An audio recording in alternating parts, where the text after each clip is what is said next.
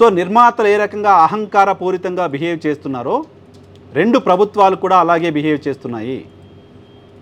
తెలంగాణ రాష్ట్ర ప్రభుత్వం కావచ్చు, ఆంధ్రప్రదేశ్ రాష్ట్ర ప్రభుత్వం కావచ్చు.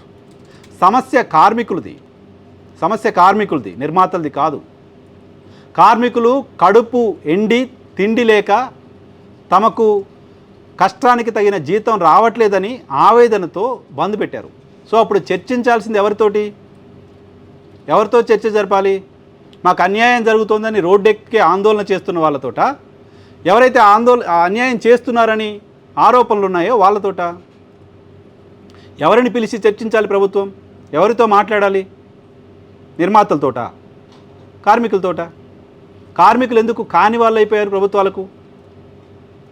హైదరాబాద్ నుంచి ఒక నిర్మాతల బృందం ఆంధ్రప్రదేశ్కి వెళ్ళగానే అక్కడ సినిమాటోగ్రఫీ మంత్రి రెడీగా ఉంటారు, వాళ్ళతో చర్చలు జరుపుతారు. రేపు పొద్దున సీఎంతో, ఆ తర్వాత డిప్యూటీ సీఎంతో సమావేశాలకు ఏర్పాట్లు చేస్తారు.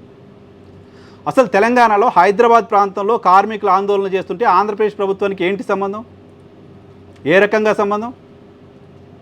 ఆంధ్రప్రదేశ్ ప్రాంతానికి సంబంధించిన వాళ్ళైనా హైదరాబాద్లో ఉండి ఇక్కడే నివాసం ఉంటూ ఇక్కడ సినిమా ఇండస్ట్రీలో పనిచేస్తుంటే, ఇక్కడ కార్మికులకు సంబంధించిన సమస్య ఉంటే, ఇక్కడ కార్మికులతో ఇక్కడ నిర్మాతలు చర్చించి ఇక్కడ నిర్ణయం తీసుకోవాల్సింది, ఇక్కడ ప్రభుత్వానికి సంబంధించింది. ఇక్కడ ఇండస్ట్రీలో షూటింగ్స్ అన్నీ ఇక్కడ జరుగుతూ ఉంటాయి, వాళ్ళంతా హైదరాబాదీస్గా ఉంటారు. వీళ్లకు నిర్మాతలకు మధ్య ఇష్యూ ఉంటే ఆంధ్రప్రదేశ్లోని సినిమాటోగ్రఫీ మంత్రికి ఏంటి సంబంధం? ఆయన పిలిచి వీళ్ళతో చర్చలు జరపడం ఏంటి? సమస్య ఎవరికి వచ్చింది? నిజంగానే కన్సర్న్ ఉంటే సినిమా ఫెటర్నిటీకి సంబంధించిన వ్యక్తిగా ఉన్న పవన్ కళ్యాణ్ యొక్క డిప్యూటీ సీఎంగా ఉన్న సందర్భంలో ఎవరిని పిలిచి ఇనిషియేట్ చేసి సమస్యను పరిష్కారం చేయాలి? కష్టం కలిగిన వాడిని, కడుపు గాలుతున్న వాడిని, రోడ్డు మీద నిలబడి ఆందోళన చేస్తున్న వాడిని కదా పిలిచి మాట్లాడాల్సింది. రాజకీయ ఉపన్యాసాలకే పరిమితమా? సినిమా డైలాగులకే పరిమితం మనం?